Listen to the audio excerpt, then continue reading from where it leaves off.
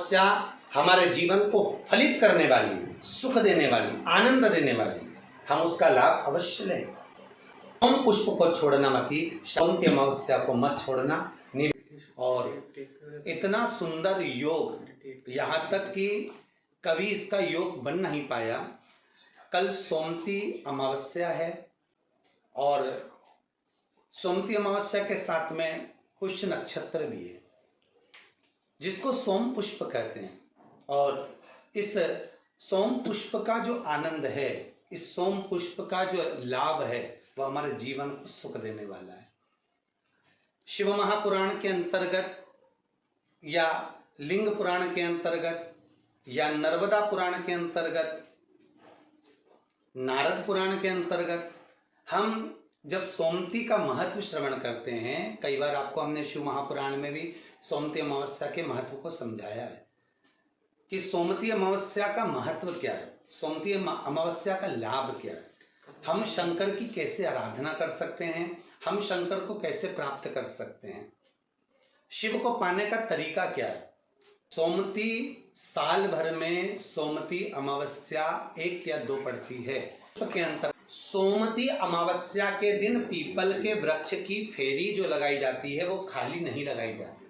चाहे कच्चे सूत से लगाओ, चाहे 108 आप हल्दी की गठान रख लो, चाहे आप कमलगट्टा रख लो, चाहे आप सिंदूर की डब्बी रख लो, चाहे आप दाग चिरौंजी रख लो, पर 108 वस्तु होना जरूरी है। पीपल देव में जिसमें 52,000 ब्राह्मणों का वासा होता है, जिस पीपल में सारी सिद्धियां प्राप्त होती है, जिस पीपल में स्वयं लक्ष्मी नारायण के साथ निवास करती है, जिस पीपल में स्वयं सूर्यदेव शनि महाराज और यमराज को विराजमान करते हैं, उस पीपल में जिसमें ब्रह्मा विष्णु शिव सदा निवास करते हैं। सोमती अमावस्या का फल ही यही है कि जिन वर कन्या का विवाह नहीं होता, जिन लड़का लड़की का विवाह नहीं होता, जिन पति पत्नी में आपसी में टकरार चल रहा हो, अदालत तक बात पहुंच गई हो, जिस घर में शांति नहीं रह रही हो, आपस में क्लेश बाड़ा मचा हो, ऐसी हो गया मन में कि अब ये तनाव बहुत बढ़ गया है, संबंध टूट जाएगा, तो निवेदन है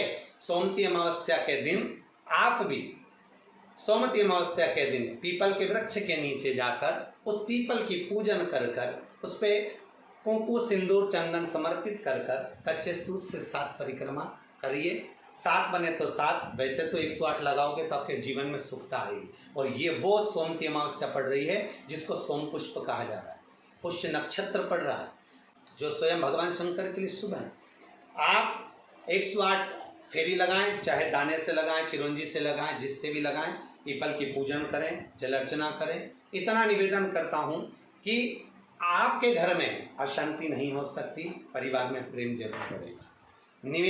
निवेदन है जिसके घर में क्लेश बहुत मचा हुआ है, या कोई पैसा खाकर चले गया, धन नहीं दे रहा, रुपया नहीं दे रहा, और बहुत मशक्कत कर लिए, हाथ जोड़ लिया, पांव पड़ लिया, रुपया नहीं दे रहा, तो काली तिल्ली को पानी में गला दीजिए और पानी में गलाकर उसको सुबह पीस लीजिए। सोमती अमावस्या के दिन सुबह पीस लो, पीस कर एक कटोरी में उसमें पीला चंदन मिला लीजिए, उसको लेकर जाइए। 1 लोटे में दूध और जल लेकर जाइए, 5 बेलपत्र लेकर जाइए, शंकर के मंदिर में पहुंचिए।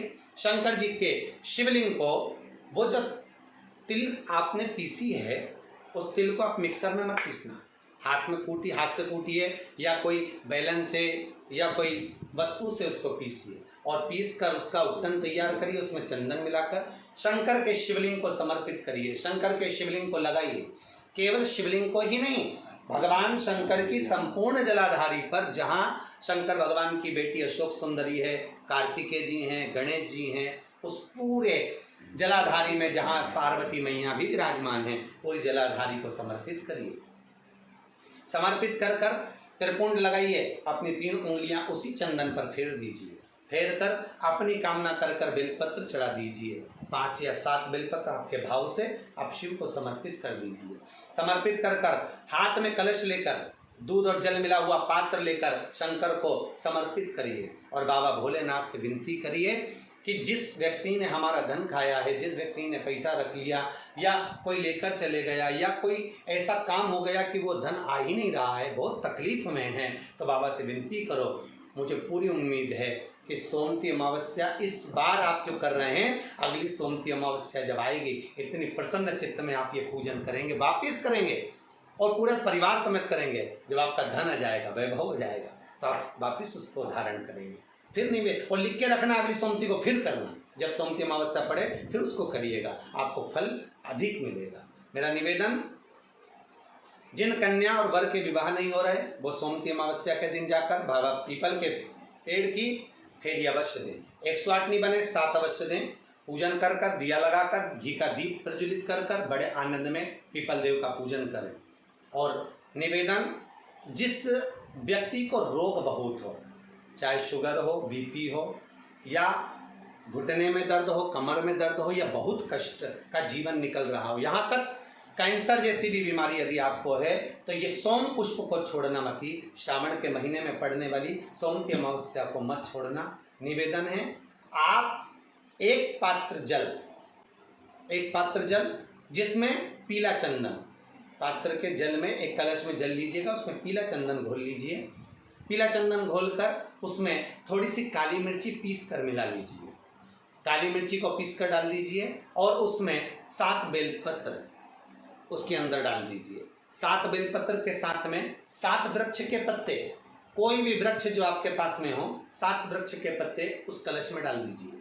घर से निकलते समय पूरे घर का भ्रमण करते हुए, जिस व्यक्ति को रोग बहुत है उस व्यक्ति का स्पर्श कराते हुए वो जल शंकर भगवान के ऊपर समर्पित कर कर, थोड़ा सा जल बचाकर, पत्तियां सब शिव जी को चढ़ाकर, थोड़ा सा जल बचाकर शंकर की देहली पर चढ़ा दीजिए।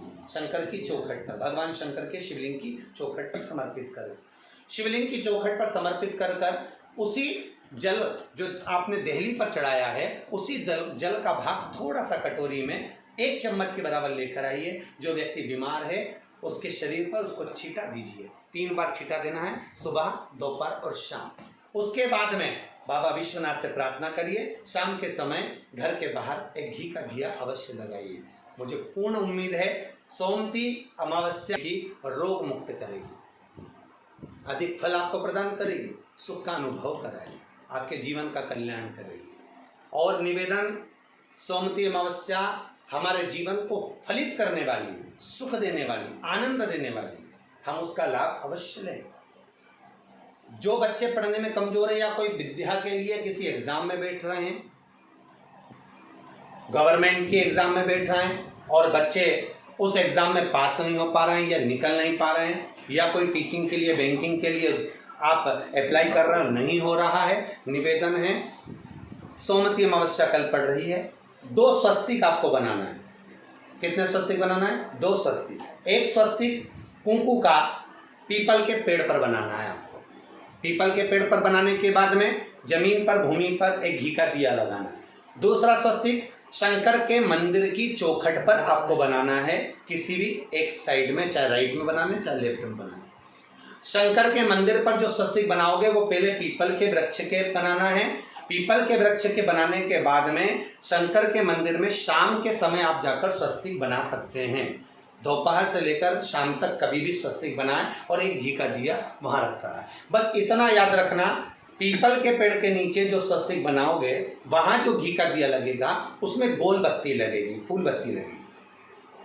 शिव मंदिर की चौखट पर जो दिया लगाओगे उसमें 2 बत्ती लगेगी, लंबी वाली, लंबी बत्ती 2 लगेगी घी की। वो बत्ती आपको शंकर के मंदिर पे दिया कहाँ रखना है? जहां स्वस्तिक बनाओगे उसी के ऊपर 2 बत्ती का दिया लगाओगे। उस समय पर दिए का जो बत्ती है उसका मुख अपनी ओर होना चाहिए और भगवान शंकर की चौखट पर प्रणाम कर कर, निवेदन कर कर, नमन कर कर आप आइए। आपके जीवन में सफलता प्राप्त होगी। आप जिस चीज की कोचिंग कर रहे हो, जिस चीज में उतरना चाहते हो, आपको वह फल प्राप्त होगा सभी। और इतना सुंदर योग, यहाँ तक कि कभी इसका योग बन नहीं पाया।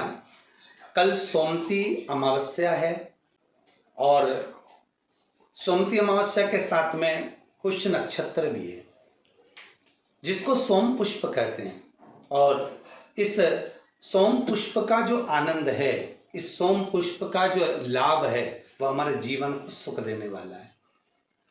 शिव महापुराण के अंतर्गत या लिंग पुराण के अंतर्गत या नर्मदा पुराण के अंतर्गत नारद पुराण के अंतर्गत हम जब सोमती का महत्व श्रवण करते हैं, कई बार आपको हमने शिव महापुराण में भी सोमती अमावस्या के महत्व को समझाया है कि सोमती अमावस्या का महत्व क्या है, सोमती अमावस्या का लाभ क्या है, हम शंकर की कैसे आराधना कर सकते हैं, हम शंकर को कैसे प्राप्त कर सकते हैं, शिव को पाने का तरीका क्या है। सोमती साल भर में सोमती अमावस्या 1 या 2 पड़ती है। शंकर भगवान के मंदिर में लोग जल चढ़ाने के लिए जाते हैं, शिव जी के मंदिर में लोग जल चढ़ाने जाते हैं। आप लोग जाते हैं कि नहीं जाते? जम के तो बोलो, जाते हैं, ठीक है। शिव जी के मंदिर में यदि आप जल चढ़ाने के लिए जाते हो और आपने अगर शिव महापुराण की कथा को सुन रखा है तो कथा में बारंबार आपको सुनने को मिलता है कि ये शिवलिंग शिव है, ये जलाधारी माँ पार्वती जी का हस्त कमल है, ये सामने से जो जल बहता है, राइट में गणेश है, लेफ्ट में कार्तिकेय हैं, बीच में अशोक सुंदरी है। शिव जी के ऊपर जो बूंद बूंद पानी टपक रहा है वो शिव जी की 5 लड़कियां जया, विषहरा, शामली बारी, दौतली, देव है। ये सारा पूरा की पूरा स्थान शिव जी के सामने से जहाँ से जल बहकर जमीन पर आकर नीचे जाता है वहाँ पर 33 कोटि देवता विराजमान हैं। शिव जी की पिंडी पे से जल गिरकर जब नीचे की ओर आता है और जो मोटे भाग से जल नीचे आता है वहाँ पर सारी 64 योगिनियाँ हैं, सारी देवियाँ विराजमान हैं। अब जो समझ गया वो शिव मंदिर में जाकर ना गणेश जी को ढूंढता है, ना कार्तिकेय को ढूंढता है, ना पार्वती को ढूंढता है। ढूंढेगा क्या? जम के बोलो जरा। नहीं, ना वो कार्तिकेय को ढूंढ रहा है, ना वो श्री गणेश जी को ढूंढ रहा है, ना वो पार्वती को ढूंढ रहा है। अब जिसके दिल में ही शिव नहीं बसा है, जो भगवान शंकर को जान ही नहीं पाया, वो मंदिर में जाकर क्या करता है? 1 लोटा पानी लेगा, शंकर जी पे भी चढ़ा देगा, उसी पानी में से गणेश जी को भी चढ़ा देगा, उसी पानी में से पार्वती जी को भी चढ़ा देगा, उसी पानी में से कार्तिकेय जी को भी चढ़ा देगा। अरे भैया, अगर शिव महापुराण की कथा सुनी है तो शंकर की कथा में आता है जहां शिवलिंग है, जहां शंकर विराजमान है, वहां जल पूर्ण समर्पित कर दो, सारे देवताओं में अपने आप पहुंच जाता है। उसको देना नहीं पड़ता, उसको पहुंचाना नहीं पड़ता। और ये गलती बहुत सारे लोग करते हैं।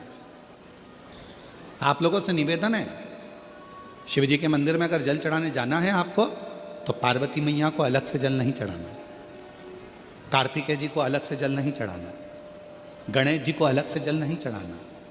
किसी भी मूर्ति पर शिव को जल चढ़ाने जाओ तो अलग से किसी मूर्ति पर जल मत चढ़ाओ, ना पार्वती जी को, ना गणेश जी को, ना कार्तिकेय जी को। अगर जल चढ़ाना है तो केवल देव अधिदेव महादेव पर चढ़ाओ, वो जल सारे देवताओं तक अपने आप पहुंच जाएगा, उसको पहुंचाने की जरूरत नहीं है। पहले सोमती का महत्व समझ ले कि सोमती अमावस्या का महत्व क्या है, सोमती अमावस्या की कथा क्या है। महाराज, अगर हम जाने तो उसके अनुसार, सोमती अमावस्या के अनुसार एक ब्राह्मण परिवार था और बड़ा आनंद में रहने वाला, बड़ा सुख में रहने वाला, भगवत चर्चा करने वाला और भगवत स्मरण करने वाला और भगवत स्मरण में सदा रमने वाला, दिन प्रति भगवान शिव की आराधना करना, दिन प्रति भगवान शंकर का स्मरण करना, दिन प्रति भगवान शंकर की चर्चा करना, भगवत स्मरण करते रहना। इनकी एक पुत्री थी, ब्राह्मणों की कन्या थी। उस कन्या का शिव महापुराण में सुंदर भाव वर्णन किया गया है उमाखंड के अंदर कि इस कन्या का विवाह योग नहीं था। इस कन्या के भाग्य में, रेखा में, हस्त रेखा में, मस्तिष्क रेखा में, चरण रेखा में कहीं भी इस कन्या का विवाह योग नहीं था। ब्राह्मण सेवा में लीन रहते, भगवान शंकर के मंदिर जाते, आराधना करते, देवी की अर्चना करते, भगवत भजन करते, कीर्तन करते, शिव अर्चना करते। एक बार श्रावण के महीने में ही क्या हम कहें कि विचरण करते करते श्रावण का महीना लग गया था और ये शिव के मंदिर से आए और अपने घर में विराजमान थे। ब्राह्मण परिवार अपनी बेटी को लेकर आए, शिव मंदिर से आराधना कर कर, पूजन कर कर, जल चढ़ाकर, अभिषेक कर कर जब घर पर आए हैं, बैठे कुछ ब्राह्मणों ने आवाज लगाई, कुछ संतों ने आवाज लगाई, भिक्षाम दे, हमको भूख लग रही है। संतों ने जब आवाज लगाई, ब्राह्मणों के घर में से कन्या बाहर निकल कर आई और कन्या ने बाहर निकल कर आकर कहा, संतों आप हमारे घर में प्रवेश करेंगे, आइए। आसन दिया, बिठाया, बिठाकर निवेदन किया, संतों हम आपके लिए क्या सेवा कर सकते हैं। ब्राह्मण और ब्राह्मणी आए, निवेदन करा, नमन करा, प्रणाम करा। संतों ने कहा हमें बहुत भूख लगी है, यदि कुछ भोजन प्राप्त हो जाए तो हम आगे के लिए रास्ता बना लें और हम चले जाएं। ब्राह्मण ब्राह्मणी ने पुत्री से कहकर भोजन सिद्ध किया, सभी ने मिलकर भोजन बनाया, संतों को भोजन कराया। जाते हुए संत जाने लगे। ब्राह्मण ब्राह्मणी को देखकर यथा योग्य आशीर्वाद दिया। आशीर्वाद देने पर ब्राह्मणों ने एक निवेदन करा, ब्राह्मण ब्राह्मणी ने निवेदन करा कि हमारा केवल इतना सा निवेदन है गुरुदेव, संत देव, हमारी बेटी का विवाह नहीं हुआ, इसका योग नहीं बनता, इसका संबंध नहीं हो रहा, हमारी बेटी का विवाह करने हुआ। संतों ने उसी समय पर कन्या के हस्तकमल को जब देखा, कन्या के हस्तकमल को देखकर कहा कि इस बेटी के भाग्य में तो विवाह का योग ही नहीं है, इसका संबंध नहीं होगा, और मान लो यदि इसका संबंध हो गया, इसका विवाह हो गया, तो इसका पति जीवित नहीं रह सकता। इतने कठिन योग इसके हैं और इसका संबंध नहीं है। ब्राह्मणों ने निवेदन करा, कुंवारी बेटी घर में बैठी रही, यह कहां तक सिद्धता है महाराज, कुछ कृपा करिए। संतों ने कहा बस एक काम हो सकता है, एक शिव भक्तन, शंकर की भक्तन, शिव की आराधना करने वाली एक सोना धोवन है।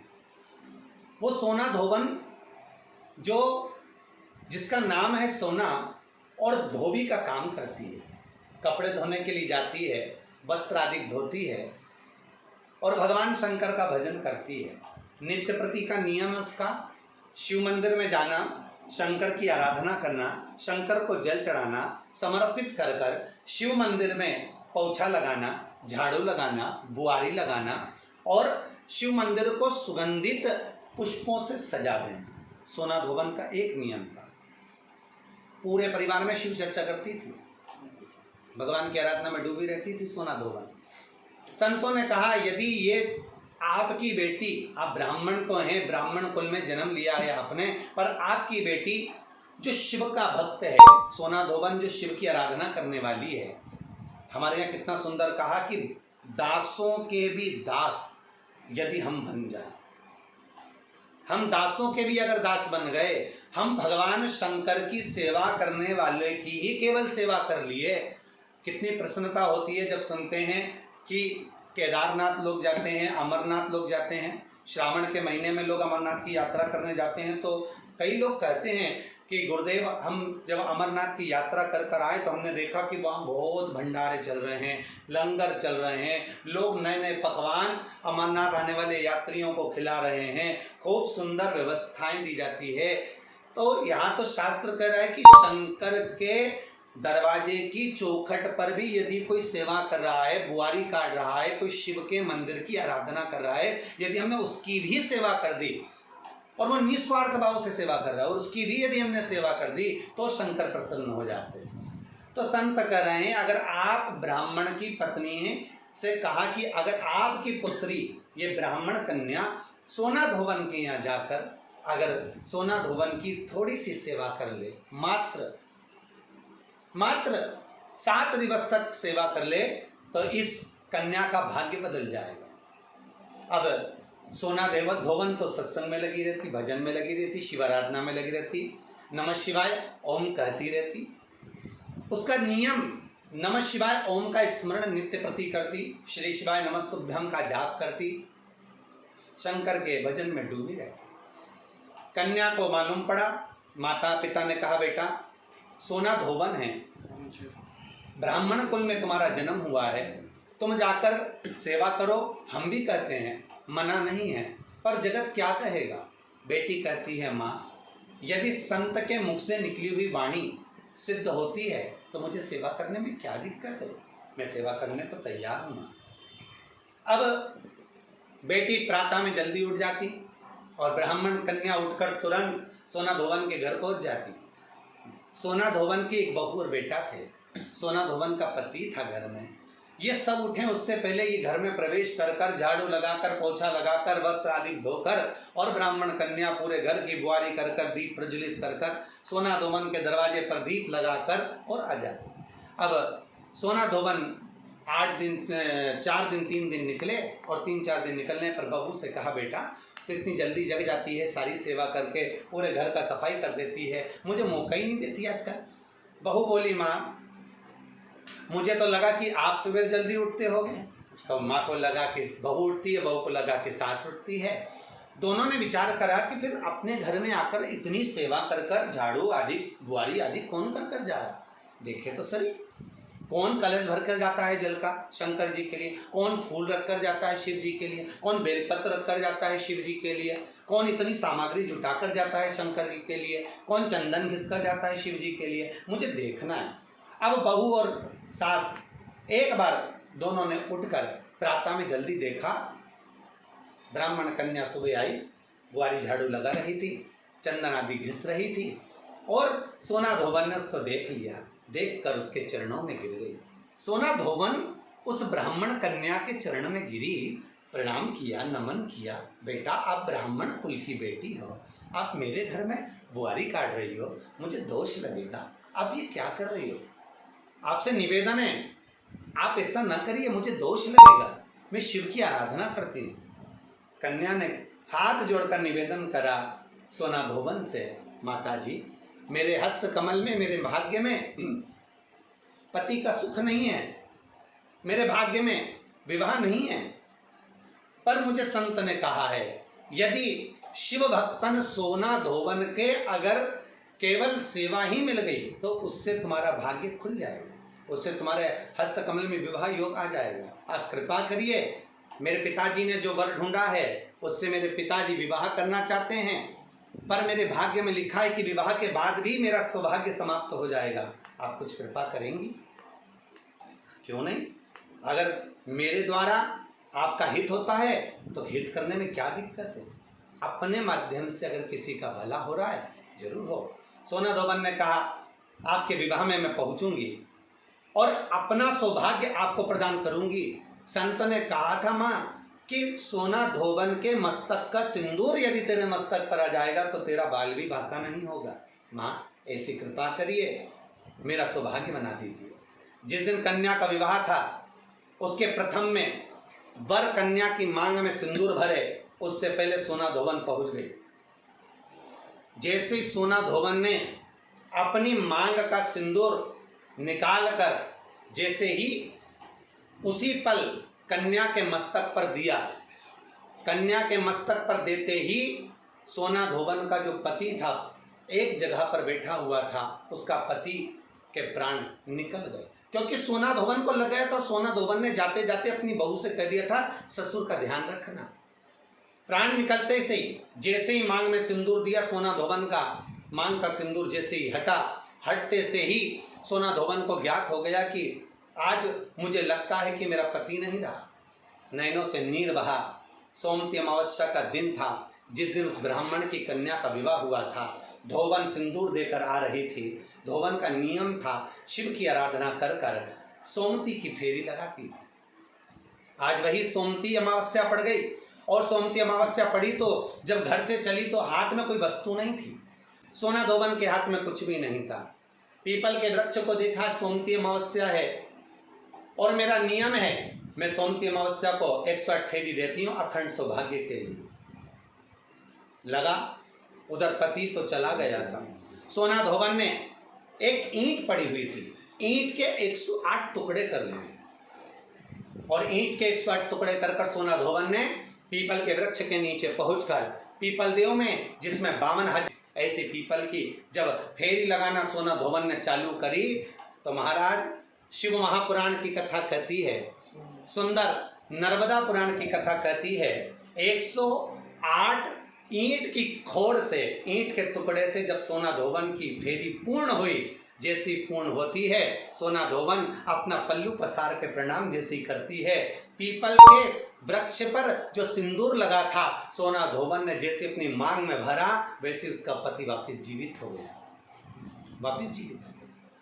सोमती अमावस्या का फल ही यही है कि जिन वर कन्या का विवाह नहीं होता, जिन लड़का लड़की का विवाह नहीं होता, जिन पति पत्नी में आपसी में टकरार चल रहा हो, अदालत तक बात पहुंच गई हो, जिस घर में शांति नहीं रह रही हो, आपस में क्लेश बड़ा मचा हो, ऐसी हो गया मन में कि अब ये तनाव बहुत बढ़ गया है, संबंध टूट जाएगा, तो निवेदन है सोमती अमावस्या के दिन आप भी सोमती अमावस्या के दिन पीपल के वृक्ष के नीचे जाकर उस पीपल की पूजन कर कर उस पे कुंकु सिंदूर चंदन समर्पित कर कर कच्चे सूत से 7 परिक्रमा करिए।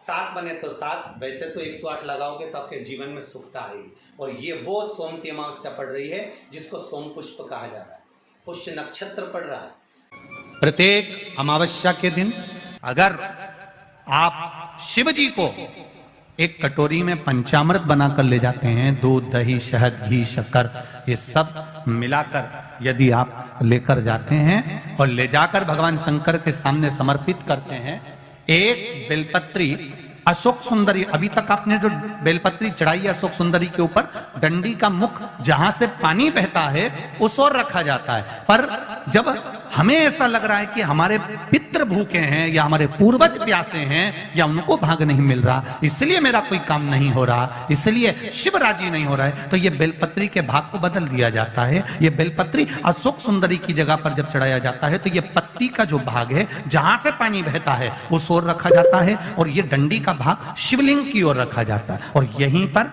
भगवान शंकर को जो तुम पंचामृत बनाकर लेकर गए हो वो पंचामृत चढ़ाया जाता है और वही पंचामृत थोड़ा सा शिवलिंग पर चढ़ा दिया जाता है। उसके बाद में पितृ पूर्वज जल की आस नहीं रखते, न भोजन की आस रखते हैं, क्योंकि शंकर उनको तृप्त कर देते हैं, शिव उनको पूर्ण कर देते हैं। घर में यदि क्लेश उत्पन्न हो जाता है, का धन, आपकी प्रॉपर्टी, आपकी जमीन, आपका प्लाट, आपका दुकान, आपका पैसा यदि किसी ने कब्जा कर लिया और छोड़ नहीं रहा, प्रत्येक अमावस्या के दिन पीपल के वृक्ष के नीचे जाकर 2 दीप लगाइए घी के।